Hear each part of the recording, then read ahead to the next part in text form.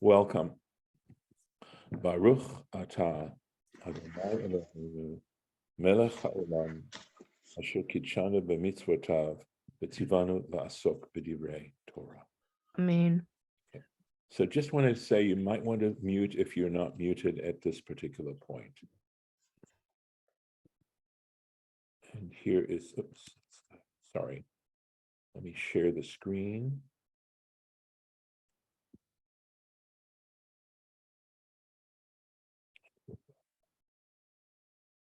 So this is where we left off yesterday.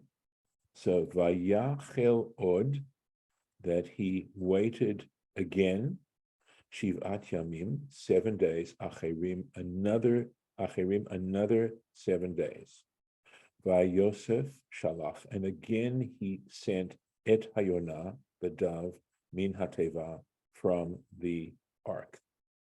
So Vayachel, Rashi tells us again, not a simple Hebrew word, not that common a Hebrew word. So he wants to help us translate it, understand it. He says, Lashon Hamtana. It has the denotation of waiting. And he gives an example from Job chapter 29.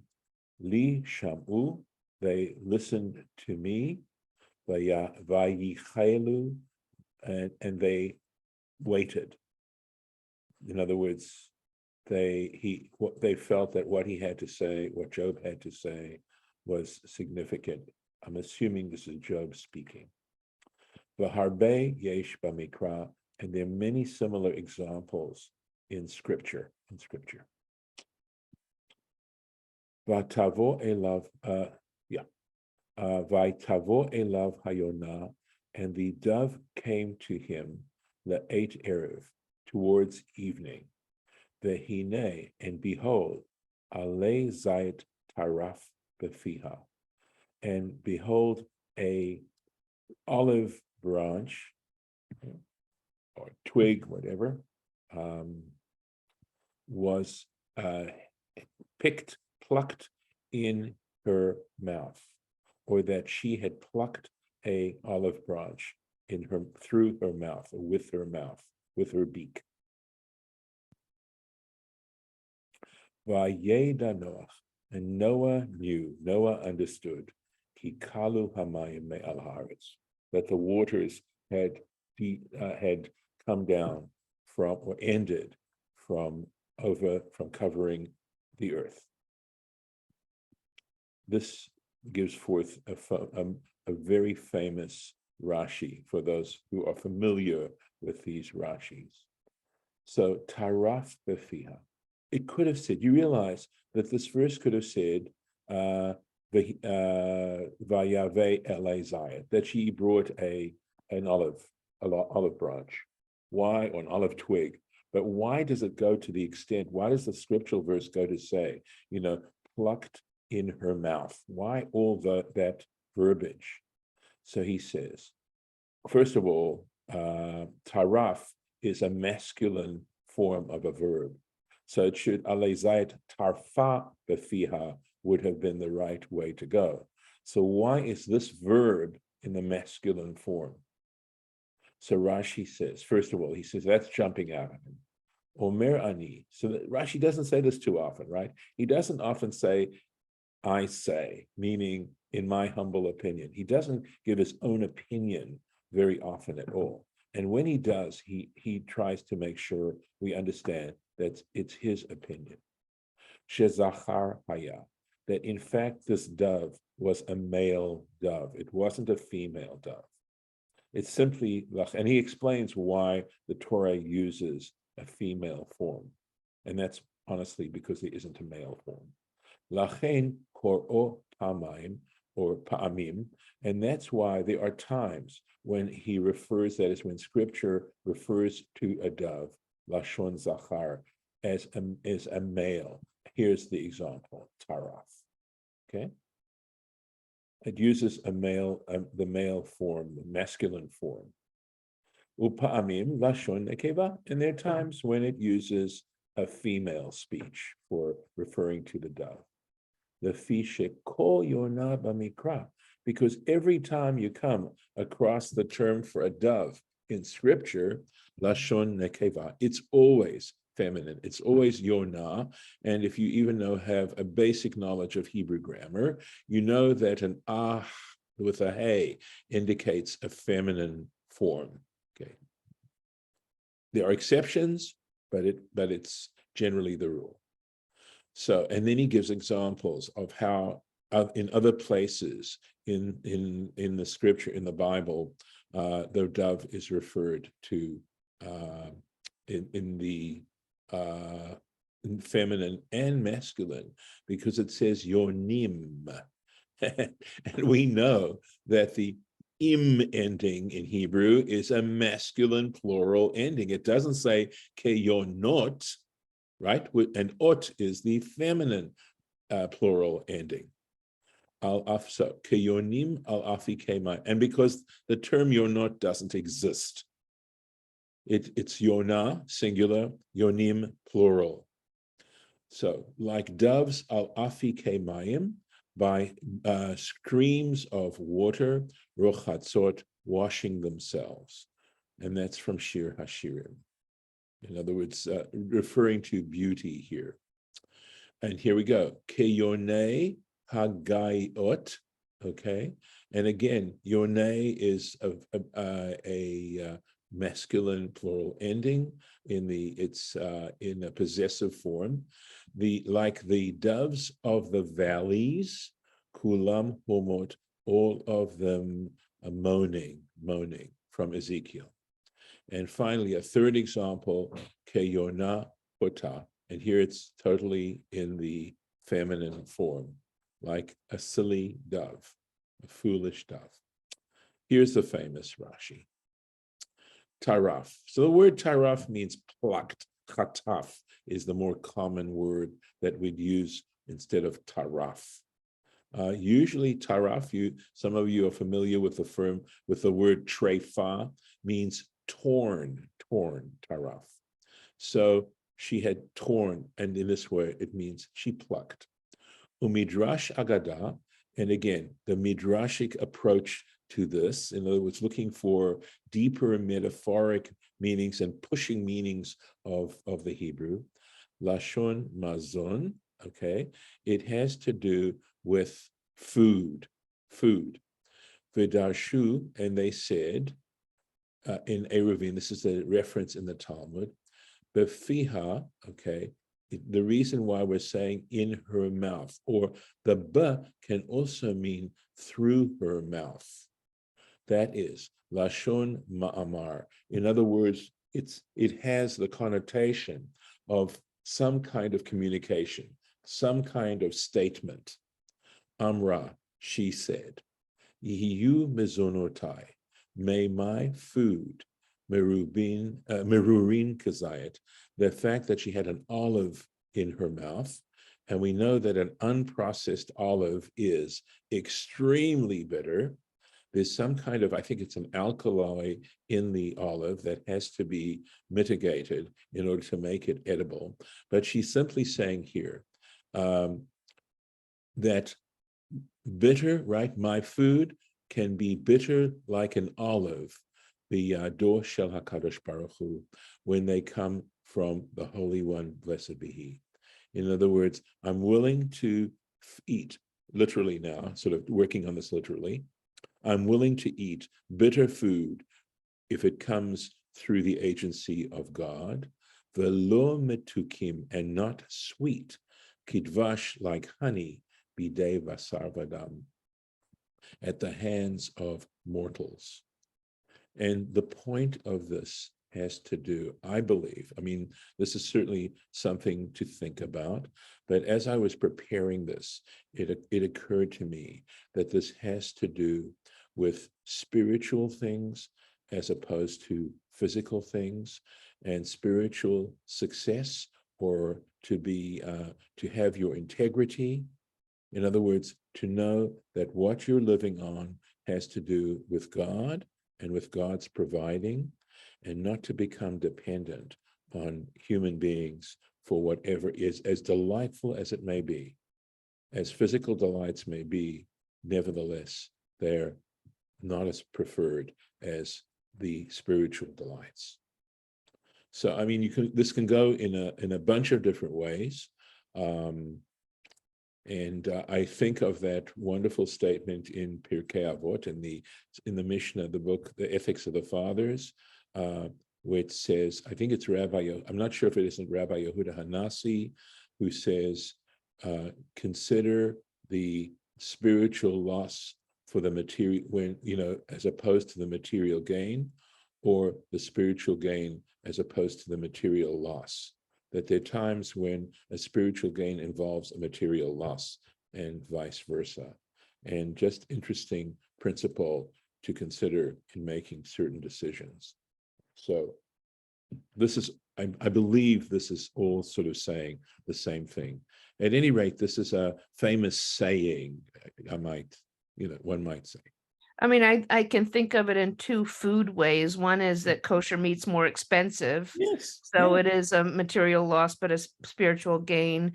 Right. And the other, I'm thinking about eco-kosher, Yes. when it's saying to eat what comes from God, part of my idea of eco-kosher is maybe, less processed food and things like that. Yeah, no, that's wonderful, Lauren. Thank you for sharing that. That's something such beautiful examples that actually relate to foods. That's really very sweet. No, thank you. That's lovely. I think, to me, it reminds me of the Birkat Hamazon. Yes. When it says, may we get... I know what you're referring to. Velo mi... Lo lidei matnas, lo midei mat. Right. Right. Yeah, in other words, yes. Our sustenance coming from God instead of from man. Right. And in other words, yes, if we're not to be dependent on other human beings. Right. For our food. Right. And I think we have to sort of understand that more from a spiritual side of things than you shouldn't depend. I mean, when you think about it, we really depend a lot. When you look at the food process, at the food industry, and the degree on which we depend on literally hundreds of thousands, if not millions, of human beings who are involved in some kind of element of providing food for human beings, it's incredible. I think it's more the economic relationship. In other words, I think so. Let me work for what I have, or be, rather than be dependent on somebody who's a person who's just giving me charity. Right. Or who might expect something from me in return that I'm uncomfortable doing. They may ask something of me that I am not comfortable giving, that might be even immoral. So, but again. Yeah, I think it's more about those relationships than about spiritual versus material, because it doesn't seem likely to me that, like the sweetness, for example, of Torah is compared to honey. It's not compared to bitter olives. No. So I think it is Yeah. I think Lauren's examples were just great. I think they fit it. Having to pay more for kosher food is part of the issue there. But again, there are also things that, it's a deep saying, and it requires quite a bit of puzzling out as to exactly what it's talking about. So just as I said, it's something that's out there, and people who are familiar with the tradition have heard this. And it's echoed, of course, as you pointed out very beautifully, in the Birkat Hamazon, in the grace after meals. It certainly seems to be a direct connection there. Thank you. So let's keep going here. All right. Vayiyachel od. So notice that this is a different form of this verb. We've had it before. I just want to bring it back to make sure. Here we are. Vayachel. So you see, it's the same verb, but this is vayachel, and in this case, right, it's vayiyachel od. So Rashi is going to try and explain the difference. Od, so vayiyachel od, shiv'at yamim acherim, another 7 days. So after the dove had brought back the twig, this would be the this now would be the third time that he was sending out the dove. Vayishalach et hayona, and he released the dove. V'lo yasfa shuv elav od, and she no longer returned to him again. So after this next release, she didn't come back. So what about this vayiyachel? Let's find it. Vayiyachel. Hulashon vayachel. He says, Rashi says, it basically has the same meaning as he waited. All right. Ela shezel lashon vayifal. Except the first case is the idea of to do.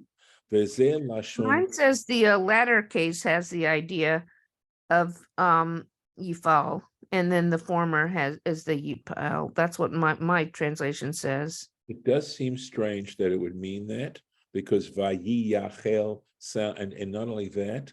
I agree. So could be wrong here. Yeah, I mean, people do make mistakes once in a while.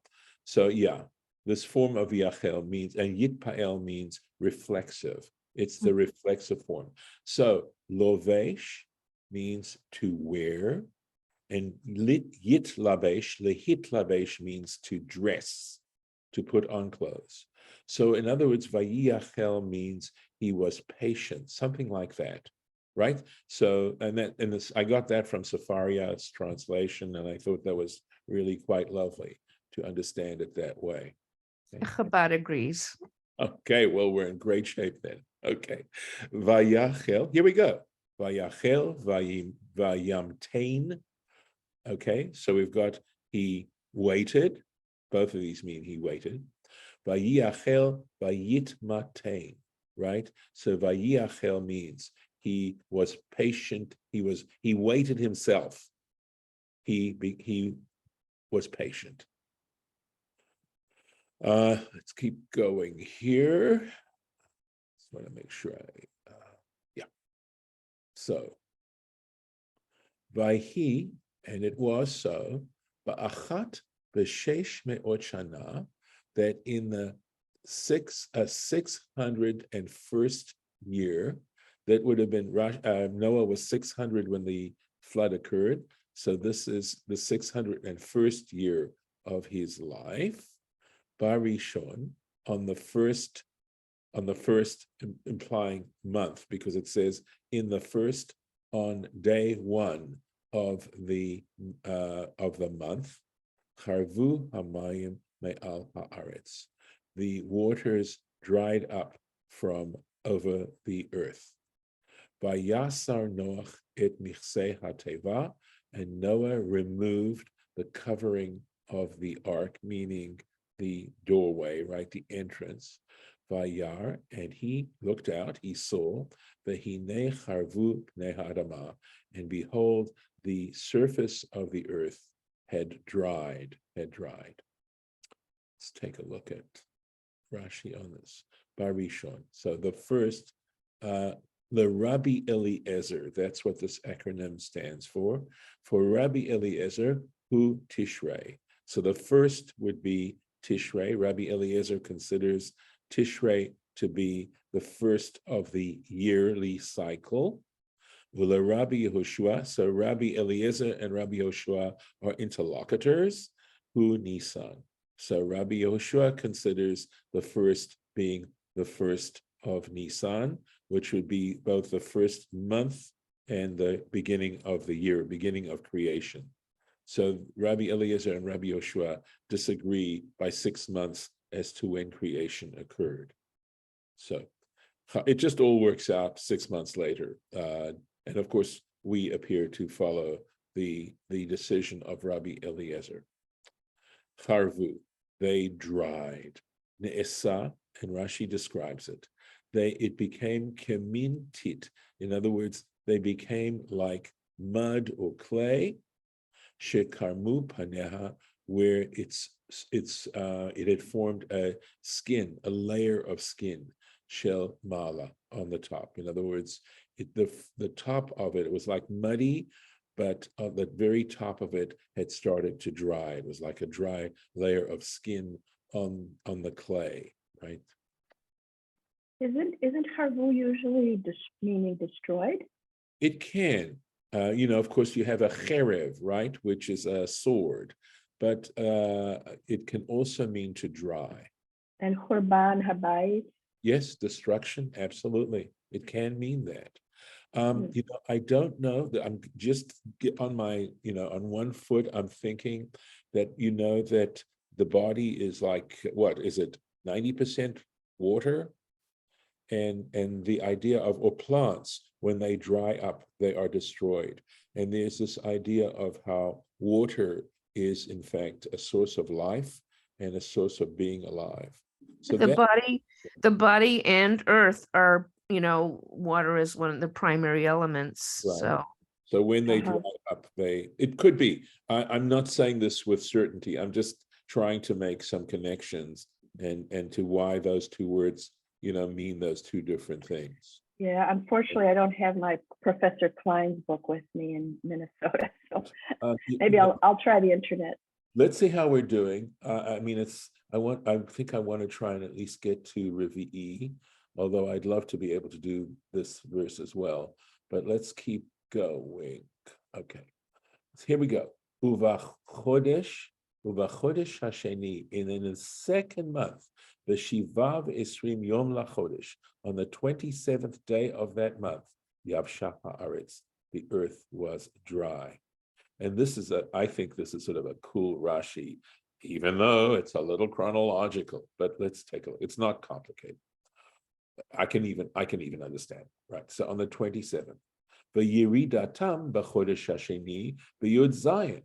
And when you look back as to when the rains started to fall, it also happened in the second month.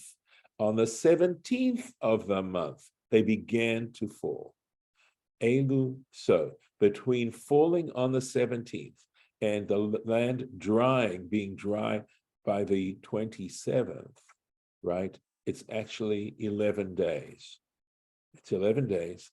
Shehachama yetera al halavina. This has to do, it says, which the sun exceeds the moon. I'll explain that. The lunar year, that is 12 lunar months, are 354 days. You notice that in the Jewish calendar, basically you have a 29-day month followed by a 30-day month. So if you multiply 30 by 12, you get 360. And if you subtract 6 from that, for those 6 months that are 29 days, you get 354. And then on the other hand, we know that to the closest day, a solar year is 365. So of course, if you subtract 354 from 365, you get 11 days. And this makes it a solar year. In other words, the flood took a solar year to go through. Shem mishpat dor hamabul. He says the judgment against the generation of the flood, shana tmima haya. It was exactly one solar year. It doesn't say solar year, but it does imply that. Yavesha or Yavsha, I just want to make sure. Yes, Yavsha. It's Ne'esa Grid Kihilchata, meaning it returned to being an unbroken or dry land the way it normally is. That's what he's saying. Kihilchata means like normal. A little bit more. Vaydaber Elohim el Noach, and Elohim said to Noah, God said to Noah, Lemor, say min hateva, go out of the ark, ata, you, ve'ishtecha, and your wife, uvanecha, uneshe vanecha itach, and your sons, and the wives of your sons together with you. And this is what it is. So notice the order here. It says, ata ve'ishtecha, you and your wife. But when he's commanded to go on board the ark, it's basically saying, ata uvanecha, you and your sons, your wife and your sons' wives. So the order is different. And from this, right, ata ve'ishtacha, etc., ish ve'ishto. In other words, a man and his wife, kan hitir lahem tashmish hamita. And it's at this moment that it was permitted for them to have intercourse, to be intimate. So that will be it for this year. And I will mark the spot here if we are able to do this again. And so this is Noach for this week. And I'm going to stop the share. So any comments on the record? Otherwise, I will stop the, yeah. No. Very good.